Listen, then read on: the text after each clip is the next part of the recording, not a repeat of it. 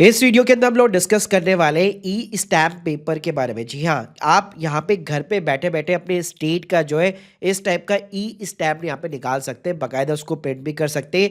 फिर चाहे rental agreement हो गया या किसी भी टाइप का एफिडेविट आपको क्रिएट करना है या कुछ भी क्रिएट करना है, गिफ्ट डीड भी क्रिएट करनी है, आराम से घर बैठे आप स्टैम्प पेपर के ऊपर ऑनलाइन ही प्रिंट कर सकते हो। तो स्टेप बाय स्टेप ऑप्शन बताऊंगा यहाँ पे क्या क्या ऑप्शन आपके पास में अवेलेबल है, और जो स्टेट्स ऑनलाइन अवेलेबल नहीं है उनका स्टैम्प पेपर भी आप कैसे निकाल सकते हो, नोटराइज कैसे करवा सकते हो। तो सारी जानकारी दूंगा एक ही वीडियो के अंदर, तो प्लीज पूरा वीडियो यहाँ पे जरूर देखिएगा। पहले बात कर लेते हैं कि ई स्टैम्प पेपर होता क्या है। तो जो ट्रेडिशनल हमारे स्टैम्प पेपर होते हैं उसी का आप डिजिटल वर्जन मान लीजिए, जिसके अंदर फर्स्ट पार्टी, सेकंड पार्टी, कितनी स्टैम्प ड्यूटी यहाँ पे पे हुई है, कब डेट को इशू हुआ है, प्लस उसके अंदर हमेशा आपको एक यूनिक आइडेंटिफिकेशन नंबर मिलेगा। तो टेम्पर करना मतलब जाली जो स्टैम्प पेपर होते हैं उसको पहचान पाना बहुत ज्यादा इजीली हो जाता है। अब देखो हमारे इंडिया के अंदर ना तीन टाइप के स्टैम्प पेपर चलते हैं। एक तो आपने देखे होंगे जो फिजिकल स्टैम्प पेपर होते हैं वो कुछ इस टाइप के दिखते हैं।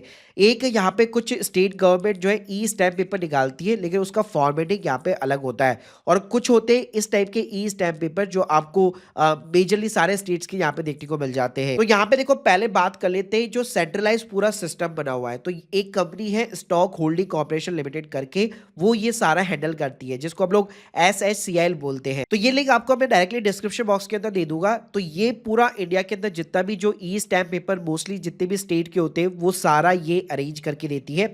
तो इस टाइप का आपको पहले इंटरफेस देखने को यहाँ पे मिलता है। लेकिन ध्यान रखिएगा यहाँ पे कुछ स्टेट्स अवेलेबल नहीं है, तो उस केस में आप क्या कर सकते हैं, आप ई ग्रास जो है आप अपने स्टेट का नाम सर्च कीजिए।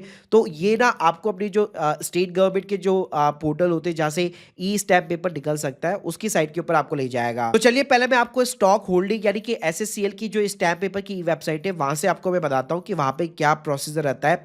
तो सबसे पहले यहाँ पे आप देख सकते हो ई स्टैम्प के अंदर सिटीजन लॉगिन का आपको ऑप्शन देखने को मिल जाएगा। अब मेरा यहाँ पे ऑलरेडी अकाउंट क्रिएट हो रखा है, लेकिन जिन लोगों का नहीं हो रखा है तो वहां पे आप अपना एक जो है फ्रेश अकाउंट क्रिएट कर सकते हो। तो यहाँ पे आपको रजिस्टर्ड न्यू का ऑप्शन मिल जाता है। तो सिंपली आप यहाँ पे इंडिविजुअल सेलेक्ट कीजिए, अपनी ईमेल आईडी डालिए, अपना एक पासवर्ड यहाँ पे आप सेट कर लीजिए, अपना एक सिक्योरिटी क्वेश्चन यहाँ पे आप सेट कर लीजिएगा। तो गाइस जैसे आप यहाँ पे लॉगिन करते हैं स्क्रीन के सामने देख सकते हैं कुछ इस टाइप का आपको इंटरफेस यहाँ पे देखने को मिल जाता है। तो सबसे पहले यहाँ पे साइड में आपको पे स्टैम्प ड्यूटी का ऑप्शन मिल जाएगा।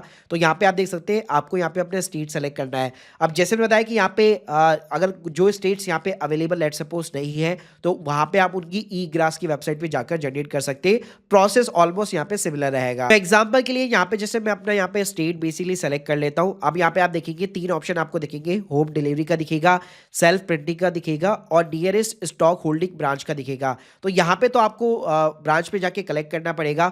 फर्स्ट ऑप्शन में आपकी होम डिलीवरी हो जाएगी, लेकिन वहाँ पे एडिशनल चार्जेस लगेंगे। और सेकेंड ऑप्शन में अगर आपके पास में प्रिंटर है तो और आपका ऑलरेडी सिस्टम के थ्रू कनेक्टेड है तो डायरेक्टली आप प्रिंटर के ऊपर प्रिंट दे सकते हो। ध्यान रखिएगा PDF सेव नहीं होगा, आपको डायरेक्टली यहाँ पे प्रिंट देना होगा। तो यहाँ पे सबसे जो बेस्ट ऑप्शन रहता है वो सिंपली सेल्फ प्रिंटिंग का रहता है। तो सबसे पहले आप सेकंड ऑप्शन को सेलेक्ट कर लीजिएगा और यहाँ पे आप देख सकते हैं आपको इंस्ट्रक्शन भी मिल जाएगा कि अगर आपका प्रिंटर वगैरह इंस्टॉल नहीं है तो यहाँ पे आप ये प्रोग्राम को इंस्टॉल वगैरह कर सकते हैं। उसके बाद में यहाँ पे नीचे आपको सेलेक्ट स्टैम्प ड्यूटी टाइप करना है। तो यहाँ पे आप देख सकते हैं आपको जनरल एग्रीमेंट का ऑप्शन मिल जाएगा, एफिडेविट मिल जाएगा, बॉन्ड का ऑप्शन मिल जाएगा, डिक्लेरेशन मिल जाएगा।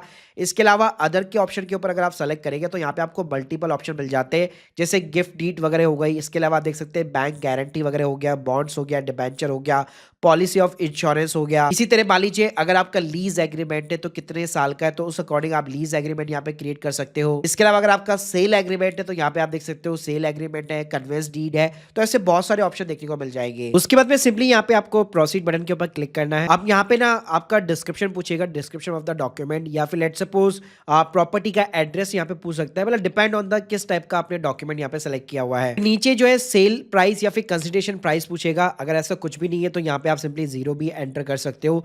फिर उसके बाद में फर्स्ट पार्टी नेम पूछेगा, सेकंड पार्टी नेम पूछेगा। उसके बाद में नीचे की साइड में यहाँ पे स्टैम्प ड्यूटी पेड बाय, तो कौन स्टैम्प ड्यूटी यहाँ पे पे कर रहा है, plus gender of the paid by the person, male है फीमेल है, कितनी स्टैम्प ड्यूटी आपको पे करनी है, यानी कि 100 रुपए का स्टैम्प पेपर चाहिए, 50 का चाहिए, 20 का चाहिए, उस अकॉर्डिंग आपको वैल्यू डालनी है। उसके बाद में यहाँ पे payment mode of stamp duty आएगा, जहाँ पे आप रेजर पे का पेमेंट गेटवे सेलेक्ट कर सकते हो। और आप देख सकते हो यूपीआई के ऊपर आपका कोई चार्जेस नहीं लगेगा, नेट बैंकिंग के ऊपर, डेबिट कार्ड और क्रेडिट कार्ड्स के ऊपर थोड़ा बहुत चार्जेस जरूर है, लेकिन यूपीआई एकदम फ्री ऑफ द कॉस्ट है। फिर बस सिंपली यहाँ पे आप कंफर्म कीजिए, तो ये आपको जो है यहाँ पे सेव कर देगा डिटेल्स, कैप्चा कोड डाल दीजिए और सारी टर्म्स एंड कंडीशन को एक्सेप्ट करने के बाद में प्रोसीड टू पेमेंट कर दीजिए। तो ये आपको सीधा रेजर पे पेमेंट गेटवे पे ले जाएगा जहाँ पे आप पेमेंट कर सकते हो। और जैसे आप पेमेंट करेंगे कुछ इस टाइप का स्टेटस दिखाएगा और नीचे आप देख सकते हो प्रिंट ई स्टैम्प सर्टिफिकेट, इस तरह का ऑप्शन खुल जाएगा। बस अब उसके ऊपर सिंपली क्लिक कीजिए और जो भी आपका अलाइन प्रिंटर होगा वो यहाँ पे आपको प्रिंटर देखने को मिल जाएगा। जैसे बताया था कि पीडीएफ में आप सेव नहीं कर पाओगे, तो मेक श्योर करो कि प्रिंटर आपका कनेक्ट होना चाहिए।